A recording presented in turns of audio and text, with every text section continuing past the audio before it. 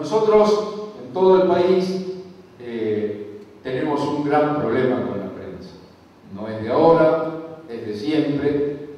¿Cuál es? Que nuestra prensa, nuestros periodistas, la inmensa mayoría, con las honrosas excepciones de las que también podemos hablar, la inmensa mayoría fue cómplice de la dictadura.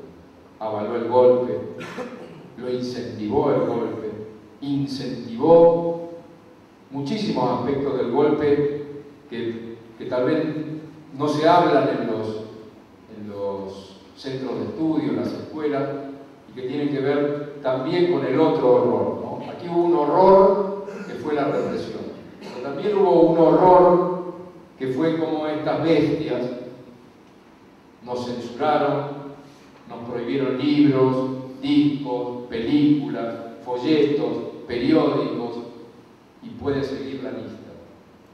Entonces, todo ese horror del que la prensa fue cómplice, porque no dijo nada, porque ahora cuando hablan de atentados contra la libertad de expresión habría que decirles a muchos, y ustedes, y todo lo que hicieron ustedes durante la dictadura, cuando se callaban la boca, cuando contaban mentiras, cuando les pasaban un comunicado del ejército y lo ponían textual y nadie se preocupaba por investigar si era cierto o no era cierto, cuando llovían las denuncias desde España, Francia, Suecia, en todas las agencias de noticias diciendo en la ESMA hay un centro clandestino, en la Argentina están tirando gente de los vuelos, hay campos de concentración, hay miles de desaparecidos, ustedes no destinaban un solo periodista a que investigara si era verdad, si en la ESMA o en cualquier otro centro clandestino efectivamente estaba ocurriendo lo que pasaba. Esa prensa, que es parte del poder civil de la dictadura, todavía no ha sido juzgada. En Buenos Aires tenemos un solo caso que estamos llevando adelante contra la editorial Atlántida por su participación en la represión. Hemos denunciado a la editorial Atlántida por una cantidad de artículos que hizo en connivencia con los militares para sacar, por ejemplo, en la revista Para Ti, un artículo en el que se le hacía el reportaje a la madre de un subversivo. Era la señora Telma Jara de Cabezas. Telma Jara de Cabezas, quien vive, por suerte, estuvo secuestrada en la ESMA por ser madre de militantes montoneros. Y a la revista Para Ti no se le ocurrió mejor idea, en connivencia con los grupos de tarea de la ESMA, que sacar un día a la señora Telma Jara de Cabezas, llevarla a un bar, hacerle un reportaje falso, sacarle fotografía, devolverla a la ESMA y publicar en la revista Para Ti un falso reportaje donde hablaba la madre de un subversivo y decía: a mi hijo lo engañaron, montoneros te engañan, montoneros te saca plata, etc. Esa fue una de las mayores aberraciones de la prensa argentina y todavía no ha sido juzgada. Creemos que va a ser juzgada, esperemos que sea condenado algún periodista de lo que hizo esa barbaridad y que empecemos a tener, como sí tuvo Alemania, que juzgó a los periodistas cómplices del nazismo, como sí ocurrió en Ruanda, donde algunos periodistas de radio fueron condenados por genocidio, por incentivar por radio que se persiguiera a determinadas tribus y se los aniquilara. Necesitamos en Argentina también condenas para el poder civil, para los empresarios, para periodistas y para muchos que todavía lo están pasando muy bien cuando fueron responsables de la muerte de miles y miles de obreros y obreras en las fábricas. Lo que les muestro aquí, y acá le pido al compañero que me ayude haciendo clic ahí en la pantalla. Esta es una de las cuestiones de la editorial Atlántida. Tal vez esta no sea grave en relación con los delitos de lesa humanidad, pero sí es una muestra de hasta dónde llegó el periodismo argentino con el tema de mentirnos a todos, porque muchos de ustedes, como yo, éramos o pibes o adolescentes en la época de la dictadura y y nos morfábamos esto, comprábamos, esto es el gráfico, comprábamos esto y lo leíamos y decíamos, qué bueno, qué bien, qué bárbaro. Esta es una carta, está escrita en inglés, ahora la vamos a ver en español, publicada en el gráfico durante el Mundial 78. Fue escrita por el capitán de la selección holandesa, Ruud Krol, y enviada a su hija. Se llama Carta a mi hija, ahora vamos a ver la otra parte. Y es una carta en la que Krol, que estaba acá en la Argentina, estaba en Mendoza jugando el Mundial 78, le cuenta a su hija en Holanda lo que estaba pasando en la Argentina. A ver si podemos cambiarlo. Bueno, acá, esta es la carta de Krol traducida, ¿no? Carta a mi hija, acá está puesta en español por la revista El Gráfico. Y a ver, ¿se podrá subir un poquitito para arriba? A ver, ahí está. Miren lo que le dice acá, ¿no? Le está contando cómo es la Argentina. El paisaje es hermoso, pero me faltas tú. Sonríe, pronto estaremos juntos, no tengas miedo. Papá está bien, tiene tu muñeca y un batallón de soldaditos que lo cuidan, que lo protege y que de sus fusiles disparan flores. Dile a tus amiguitos la verdad.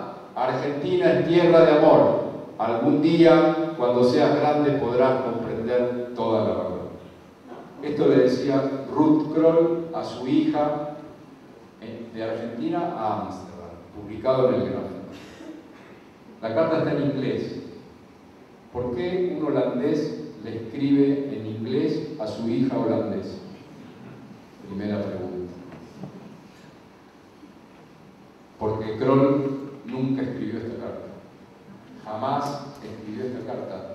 Esta carta fue escrita por un periodista argentino de apellido Romero, ya murió, hasta hace poco era corresponsal del diario Olé en España, y inventó esta carta para engañarnos a todos de que un jugador de fútbol holandés en pleno mundial de fútbol le escribía a su hija diciéndole: acá está todo bien, no creas lo que te dicen, Argentina es un país bárbaro y de los fusiles de los soldaditos disparan flores. Esta carta generó un buen quilombo en el mundial y jamás nos enteramos, porque los medios de acá jamás dijeron nada de esta carta. Holanda casi retira a su equipo, hubo un incidente diplomático, hubo que pedir disculpas, pero el gráfico jamás publicó una aclaración de esta carta. Y entonces cualquiera de ustedes, los jóvenes, los más viejos, van a ir a una hemeroteca, van a buscar qué pasaba en la Argentina durante el Mundial 78, se van a encontrar con esto y no van a encontrar nunca una desmentida. O sea que esto quedó para la historia como una carta real. Krol se enojó mucho, le pidieron disculpas, pero el gráfico nunca hizo una aclaración. Ahora podemos pasar a la siguiente. Miren ese título: abatieron a extremistas en San Isidro y Tucumán. Típico título y típico verbo de aquella época. Abatieron, abatieron, abatieron, abatieron. ¿No? Ahí dice, no sé si se podrá ahora sí hacer un poquito de zoom con este. Ahí está. Tras un prolongado tiroteo, las fuerzas de seguridad abatieron a 5 extremistas que se resistieron a desalojar una finca en San Isidro donde se realizaba una reunión. Otros 3 sediciosos fueron muertos en Tucumán durante un procedimiento realizado en capital. La verdad, quise buscar bien el hecho de Tucumán porque quería mostrarlo y encontré uno y no estaba seguro de que fuera, entonces preferí no traerlo. Prometo seguir buscándolo por la fecha. Es la noche del 3 al 4 de septiembre del 76. Por ahí, si hay alguien acá memorioso, se puede acordar cuál es el hecho. Y ahora, si podemos pasar a la siguiente, me voy a concentrar en el tema de San Isidro. Arriba dice lo mismo, dan a conocer la noticia, hablan de los 5 extremistas, y esto lo leíamos todos. O sea, esto lo leí yo y todo el que compraba Clarín en esa época o cualquier otro diario iba a leer eso ¿Y qué iba a hacer? Y acá viene el famoso tema de los medios marcan nuestra agenda, o sea, los medios marcan de qué vamos a hablar al día siguiente o ese día. Si ustedes leen esto en el diario y leen después esta noticia, al día siguiente en un café, qué sé yo, van a decir, che, ¿viste? Mataron 5 extremistas acá en San Isidro, mataron 3 en Tucumán. Bueno, vamos a pasar ahora al siguiente. Bueno, este es Ernestina Herrera Noble con Videla. Está en el medio esta foto para poder ir explicando algunas cosas después, ¿no? Esto fue en el año 79, cuando Clarín y la dictadura organizan el partido homenaje a los campeones del mundo del 78 en la cancha de River y juegan Argentina contra el resto del mundo, gana el resto del mundo 2-1, Maradona hace el gol de Argentina y la copa la entregan Ernestina y Videla al capitán del resto del mundo, que casualmente era Ruud Krol, el holandés del año pasado. Ahora pasamos a la siguiente. Esto es crónica, lo puse acá para que no digan, siempre era de Clarín, bueno. Crónica puso 5 sediciosos abatidos. Son los mismos 5 que puso Clarín. Acá, fíjense el verbo, abatido, siempre abatido, no tenían otro verbo. Y ahí están las fotos, que son, acá cuando les digo, abran los archivos de los diarios, hay que pedir todas las fotos que tienen, todos los rollos que tienen, porque estas fotos se sacaban con rollo y se publicaban 3, pero en el rollo quedaban un montón de fotos. Y en esa foto puede estar algún militar que estaba de guardia por ahí, algún colimba que dejaron de guardia en esa casa, etcétera, y todos esos son datos que sirven. Bueno, acá muestran cómo fueron abatidos los 5 sediciosos en San Isidro, ¿no? Cómo dejaron la casa. Por supuesto el relato no lo vamos a contar, pero imagínense más o menos los términos. Dicen que había una reunión de peligrosos extremistas, no dan los nombres. Y aquí viene el tema de la prensa. O sea, ningún periodista se preguntaba, bueno, ¿quiénes son? ¿Cuáles son los 5 extremistas abatidos? ¿El nombre? Ir 2 días después, averiguar, nada, se publicaba así. Pasamos ahora. Esto ya es en el año 84. Un cachitito así se ve el título. Tenía 4 años, la asesinaron por terrorista, ya es democracia. La revista La Semana empieza a descubrir el horror. Esta es una de las 5 extremistas abatidas esa noche en esa casa. Era la familia Lanuskou. El papá Roberto Lanuskou, la mamá Bárbara Lanuskou y 3 chiquitos. Robertito de 6, Barbarita de 4 y Matilde Lanuskou de 6 meses. Esos eran los 5 extremistas que estaban en una peligrosa reunión, según la tapa de Clarín, jamás desmentida, según Crónica, según todos los medios de ese día. Esto también lo puse para intercalar, para mostrar, digo, si fueron capaces de mentir, como vimos acá, cómo no iban a ser capaces en el año 82, porque muchos dicen, pero la prensa ya en el 80, 81 ya se empezó a ver otra cosa. No, esto fue en el 82 y lo hicieron casi todos los medios. El tema este de la exaltación de un triunfo en las Malvinas mientras estaban masacrando a nuestros soldados, a todo lo que ocurría y se está conociendo todavía ahora. Este es Robertito Lanuskou, tenía 6 años. Esta es la revista La Semana, el artículo explicando quiénes eran los guerrilleros. Lo pasamos al otro si querés. Ahí está Barbarita y acá está Matilde, de quien no tenemos fotos. Matilde nació en Córdoba, el matrimonio estaba huyendo de la represión en Córdoba y se instaló en Buenos Aires, en San Isidro, y nunca, por lo menos nunca la familia pudo obtener una foto de Matilde, que tenía 6 meses esa noche. Y esto ya es en el 84, cuando en el cementerio de Boulogne, cerca de San Isidro, se va con las familias, los abuelos, Lanuskou, se va al lugar donde estaban las 5 tumbas NN, de los 5 sediciosos, subversivos, como ponen ahí terrorista abatido. Ese día, uno de los días más dolorosos, sin duda, en la historia de las abuelas, porque bueno, se buscó la primera tumba, estaba el cajón donde estaban los restos de Roberto, el papá. En el segundo cajón, los restos de Bárbara, la esposa. En el cajón más chico, lo de Robertito. En el otro cajón más chico el de Barbarita. Y en el último cajón, el más chiquito, cuando se abrió, había un osito y un par de medias. Todos pensábamos que los huesos de un bebé, de una bebé, 6 meses, se hacen polvo, se fuman, la ignorancia nuestra de aquella época.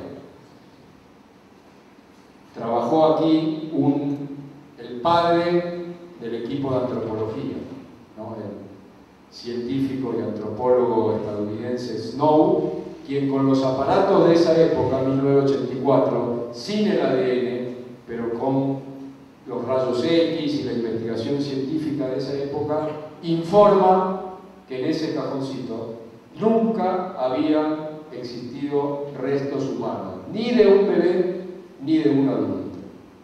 Es decir, a Matilde se la habían llevado viva a los 6 meses, y Matilde es hoy una de los 400 muchachos, muchachas que se busca porque pueden estar vivos, y ser uno de los nietos que buscan las abuelas. Matilde Lanuscu, si está viva, hoy tiene 35 años. Y Matilde Lanuscu puede ser, es una de las hipótesis, puede ser Marcela Noble, en San Isidro, muy cerca de la casa donde vivía Ernestina Herrera de Noble, donde vivió después Ernestina Herrera de Noble, muy cerca de la residencia Noble hoy. Ahí están los abuelos de Lanuscu. Perdón. Si encontramos a Matilde, si las abuelas encuentran a Matilde, si nosotros, si ustedes encuentran a Matilde, ahora, dentro de 10 años, nunca más van a poder los abuelos verla. Los 4 abuelos ya murieron. Y esta es una de las cuestiones que la voy a ligar enseguida al tema de los nobles y el derecho a la identidad, y lo pongo siempre como ejemplo para que se vea bien gráfico el tema de por qué es necesario que la sociedad exija los análisis de ADN aún en las personas probables víctimas, en las personas que no quieren hacerse el análisis. ¿Por qué? Porque se está consagrando una de las mayores injusticias, que es que los abuelos se están muriendo, y que la lucha de esos abuelos, que llevó décadas, no puede ser que por una justicia lenta y siempre del lado de los poderosos impida que un abuelo o abuela que peleó tanto no pueda abrazarse, aunque sea 1 año o 2 años, con su nieta o nieto. Bueno, esto es lo que mostraba la prensa en aquella época. O sea, estas son fotografías que habían sacado los medios al entrar a la casa de los Lanuscu. Entonces mostraban armas, mostraban un walkie-talkie. Estas son fotos, por eso insistimos, pidan fotos en todas las provincias de los medios, todos los archivos de esa época. Son fotos sacadas por periodistas al día siguiente, pero en estas fotos, donde se ve cómo quedó la casa fue atacada por, dicen los vecinos, por 200 militares, contra un matrimonio y 3 hijos, que estaban en una peligrosa reunión, ¿no? Entonces, esto a veces permite encontrar algún rostro, alguien que está ahí adentro, al que se puede citar a declarar como testigo. Bueno, pasamos. Este es el estado en el que quedó la casa, pero ven, aquí ya se ve gente. Son vecinos mirando la casa, y en lo que ahora ocurrió con este caso y el tema de los conscriptos, es que 2 conscriptos que estuvieron en este operativo declararon: uno, que había escuchado que habían sacado una beba viva de ahí, un conscripto. Este conscripto se lo encontró en España, mandó su declaración desde España, ahora, hace muy pocos meses, diciendo: yo estuve en el operativo, a mí me pusieron de retén en una esquina, pero se comentaba en aquella época que habían encontrado una beba viva y se la habían llevado. Y después declaró una vecina, yo había dicho dos conscriptos, no, era un conscripto y una vecina que dijo que ella había visto que se llevaban un colchón de la casa y que adentro de ese colchón a ella le pareció que iba un bebé. Es decir, tenemos dos testimonios que indicarían que a Matilde la Luzcú la sacaron viva de esta casa. Esta es la mamá de Matilde, esta es Bárbara, que fue asesinada ese día. Esta foto la ponemos porque el rostro de Bárbara es muy parecido al rostro de Marcela Noble cuando Marcela Noble tenía 26 años. Por eso tenemos una sospecha, no una confirmación ni prueba contundente de que podría ser Marcela Noble. Acá hay hoy estuvimos hablando en la Fiscalía, los casos de las mujeres embarazadas secuestradas en el operativo Independencia. Y bueno, esta foto es de la pareja, con ella se llama Moabro, de apellido, el nombre, ¿te acordás? Amalia. Amalia Moabro fue secuestrada, embarazada, en Tucumán, y es uno de los casos de mujeres embarazadas secuestradas en Tucumán que vamos a trabajar como hipótesis de que podría ser también Marcela Noble, y ahora les explico por qué. Y esas dos fotos chiquitas últimas que se ven son las tapas de la revista Clarín del domingo. Antes, ahora se llama Viva, pero para los más viejos se acordarán que la revista de Clarín se llamaba Clarín, original título de la revista. Era la revista de Clarín. Y ahí tienen, si se ponen así, una beba paradita y un bebé erguido, sentado, ambos frente a una torta de cumpleaños. Bueno, esa es Marcela Noble y este es Felipe Noble. En la primera foto que tenemos de los dos, la primera foto chiquitos. Esto creo que lo que tuvieron hoy en una charla les hablaba de esto. Esta es la única prueba hasta ahora que tenemos de que Marcela y Felipe, adoptados en el año 76, en junio del 77 ya tenían al menos un año, por deducción. Si está parada, tiene que estar caminando o ya está cerca de caminar, y más o menos se calcula, bueno, 11 meses, 12 meses, 13 meses. Es decir que Marcela y Felipe deberían haber nacido más o menos un año antes, es decir, estimativamente entre marzo, abril, mayo, junio, por ahí, de 1976. Los Noble nunca aportaron ninguna prueba en la causa. Ellos no aportan nada que tenga que ver con probar cuándo nacieron, dónde nacieron, etc. Por supuesto, no ayudan para nada en la causa. Entonces se está trabajando con esas fotos para presumir que más o menos tendrían un año en junio del 77.